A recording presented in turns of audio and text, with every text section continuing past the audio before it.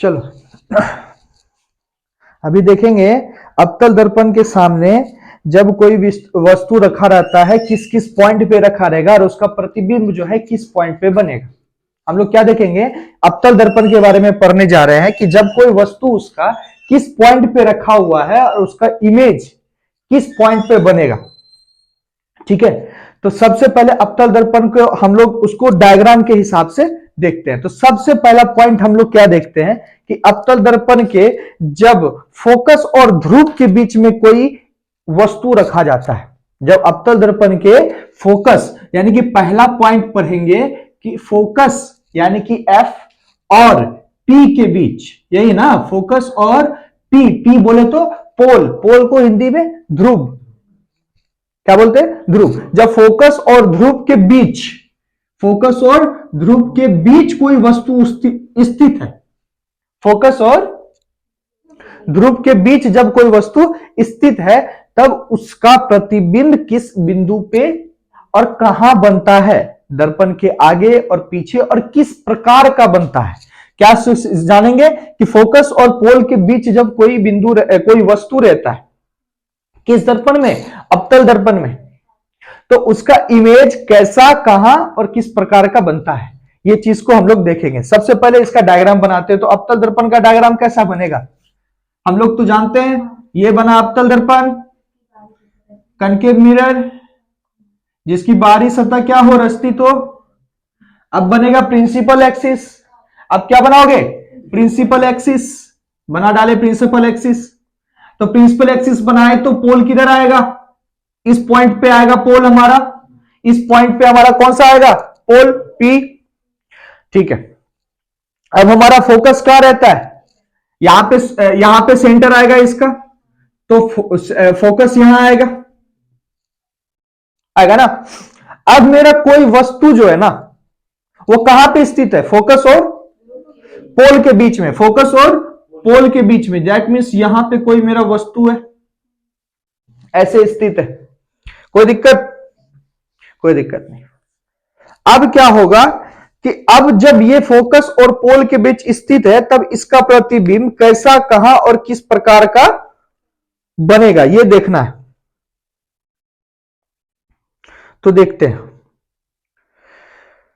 तो जब इस पे किरण इस प्रकार से पड़ेगी, देखना वक्रता केंद्र होते हुए किरण पड़ती है, वक्रता केंद्र होते हुए किरण इस पे पड़ी, तो हम लोग को यह पता है कि जब भी अवतल दर्पण में वक्रता केंद्र से होकर कोई भी आपतित किरण जाती है, परावर्तन के बाद उसी पथ पे वापस लौट जाती है, कल पढ़े थे। तो ये इस प्रकार गई और इसी पथ पे वापस लौट गई, कोई दिक्कत नहीं। अब फिर क्या देख रहे हैं कि दूसरी किरण जो इसके समांतर आएगी, जो इसके समांतर हम किसी किरण को लाते हैं, दैट मीन्स यहां से एक समांतर किरण लाए, ठीक है, ये ऐसा होता हुआ एक किरण समांतर लाए, तो ये जब भी कोई किरण समांतर आती है किसके, मुख्य अक्ष के, तो वो परावर्तन के बाद किधर से होके निकलती है, फोकस से होके निकलती है। समांतर के बाद किधर से होके निकलती है, फोकस से होके निकलती है। तो ठीक है, तो ये परावर्तन के बाद फोकस से फोकस से होती भी निकलेगी, इस प्रकार से, इस प्रकार से निकली। दैट मीन्स कि जब ये दोनों रेखा एक दूसरे को मिली नहीं, जब तक ये दोनों रेखा एक दूसरे को मिलेगी नहीं, इमेज फॉर्मेशन 1। तो इस साइड तो ये रेखा मिली नहीं, मिली क्या, इस साइड ये रेखा मिली ही नहीं, तो क्या होगा,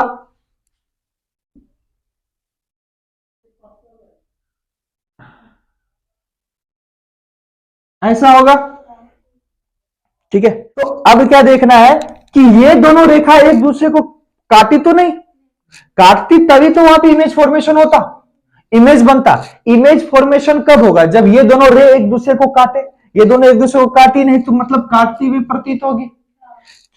ये दर्पण के पीछे, दर्पण के पीछे। तो अब ये वस्तु को हम ए भी ले लेते हैं नाम, तो इसका प्रतिबिंब को डैश से, ए डैश और बी डैश।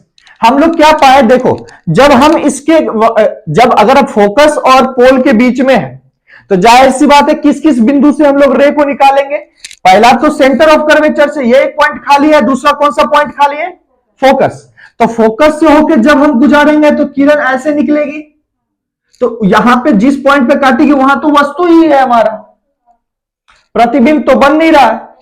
तो हमारा एक तो हम इसको समांतर निकाले, हमेशा याद रखना एक किरण जब भी हम लोग रे डायग्राम बनाएंगे, जब भी हम लोग रे डायग्राम बनाने जाएंगे, जब इस तरह से किसी पॉइंट पे रख के हम लोग, तो हम लोग एक किरण को पैरेलल गुजारेंगे, एक किरण को समांतर गुजारेंगे और एक किरण को जो वहां पे पॉइंट खाली होगा उससे गुजारेंगे, कोई दिक्कत नहीं। अब जैसे कि यहां पे हमारा एफ था, है ना, अब यहां पे हमारा क्या हुआ कि जब हम सेंटर से होके गुजारे तो उसी पथ पे वापस लौट गई। अब जब पैरेलल गुजारे तो फोकस से होके निकल गई, मतलब ये दोनों रेखा आपस में समांतर हो गई। ये रेखा, ये वाली और ये वाली आपस में क्या होगी, पैरेलल हो गई। जब ये दोनों आपस में पैरेलल हो गए तो एक दूसरे को कहीं काटेगी नहीं, तो पीछे की तरफ से काटेगी। हम लोग क्या दिखाते हैं कि किसी इधर से आ रहा है और इधर से फैलता हुआ, पैरेलल नहीं कह सकते, एक मिनट, ये फैलता हुआ चला जाएगा, एक दूसरे को काटेगा नहीं। तो मतलब पीछे किसी बिंदु से काटता हुआ आ रहा है, पीछे किसी बिंदु से मिलता हुआ आ रहा है, तो उसी को जब हम लोग पीछे किए तो एक दूसरे को मिला। यहां पे हम लोग क्या देख रहे हैं कि पैरेलल वाला सीन हो रहा है, मतलब क्या, ये फैलता चला जाएगा इस तरह से, ये ऐसा चलता चला जाएगा, ये ऐसा चलता चला जाएगा, पैरेलल निकल जाएगा, मतलब ये कहीं ना कहीं से तो मिलता हुआ आ रहा है। तो इसको जब हम लोग पीछे निकाले तो यहां पे प्रतीत हुआ कि यहां से ये बिंदु मिलता हुआ आ रहा है। समझ पा रहे बात को? तो जहां पे ये बिंदु मिला वहां पे इमेज बना, और ये इमेज किधर बन गया, दर्पण के बोलो बोलो जोर से बोलो, दर्पण के पीछे बना ना। ये पॉइंट दिख रहा है ना कि दर्पण के पीछे बना। तो अब प्रतिबिंब का प्रकार कैसा होगा, प्रतिबिंब का प्रकार कैसा होगा, हमारा इमेज फॉर्मेशन किस प्रकार का हो रहा है, वस्तु से बड़ा बना। पहला साइज कैसा है, जो हमारा वस्तु था उससे बड़ा बना हमारा प्रतिबिंब, पहला पॉइंट। और भैया दर्पण के पीछे बन रहा है, दर्पण के पीछे बन रहा है। अगर दर्पण के पीछे बन रहा है तो ये इमेज कैसा होगा, काल्पनिक, या बोले तो आभासी, इंग्लिश में बोले तो वर्चुअल या इमेजिनरी। बात समझ में आ रहा है? तो ये इमेज अगर दर्पण के पीछे बना है तो बोलो, दर्पण के पीछे बनने वाला प्रतिबिंब कैसा होता था, काल्पनिक या आभासी, इमेजिनरी या वर्चुअल।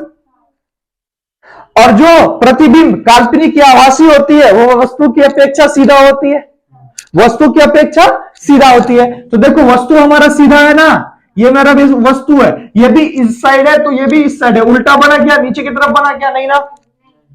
तो देखो अब इस तरह के डायग्राम में एक बारी में समझ लिए, क्या समझ लिए कि वस्तु जो हमारा प्रतिबिंब है वो दर्पण के पीछे बना। अगर प्रतिबिंब मेरा दर्पण के पीछे बना तो वो कैसा बना, आभासी बना, काल्पनिक बना, आभासी या काल्पनिक बना, आभासी या काल्पनिक तो वस्तु की अपेक्षा सीधा, वस्तु की अपेक्षा सीधा। तो साइज में कैसा, वस्तु से बड़ा, साइज में कैसा, वस्तु से, कोई दिक्कत, कोई दिक्कत इस पॉइंट पे, इस डायग्राम में। यानी कि जब हमारा कोई वस्तु फोकस और पोल के बीच हो, जब कोई वस्तु फोकस और पोल के बीच हो, बात समझ में आ रही है, जब कोई वस्तु फोकस और पोल के बीच में हो तो उसका प्रतिबिंब दर्पण के पीछे बनता है।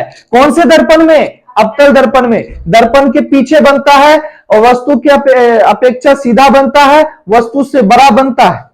कोई दिक्कत? चले अगला पॉइंट, अगला पॉइंट